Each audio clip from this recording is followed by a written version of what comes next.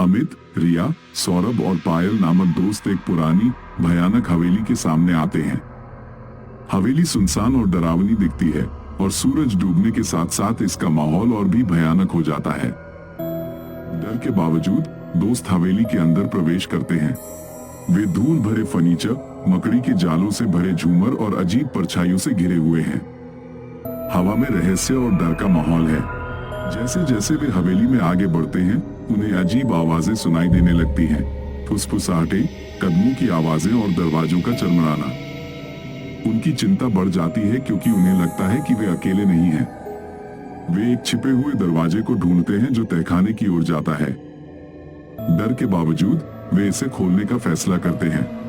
तहखाना ठंडा, नम और अंधेरा है और एक अजीब ऊर्जा से भरा हुआ है। तहखाने में वे हवेली की पिछली निवासी के भूत का सामना करते हैं। सफेद पोशाक में महिला की आंखें खोखली हैं और वो उनसे संवाद करने की कोशिश करती है। वो हवेली के दुखद अतीत को उजागर करती है। भूत के खतरे को समझते हुए दोस्त हवेली से भागने का फैसला करते हैं। वे बाहर निकलने के लिए दौड़ते हैं, लेकिन भूत उनका पीछा करता है, जिससे अराजकता और डर पैदा होता है। दोस्त हवेली से भागने में सफल होते हैं और अपनी कार में सुरक्षित पहुंच जाते हैं। वे पीछे मुड़कर हवेली को देखते हैं, जो अब शांत और भयानक दिखती है, और फिर वहां से चले जाते हैं। हवेली का अन्वेषण करते समय उन्हें एक पुरानी डायरी मिलती है। डायरी में हवेली के इतिहास और भूतिया उपस्थिति के बारे में डरावनी बातें लिखी हैं। दोस्त डायरी से जोर जोर से पढ़ते हैं। प्रविष्टियां हवेली के भूतिया बनने की दुखद घटनाओं का वर्णन करती हैं।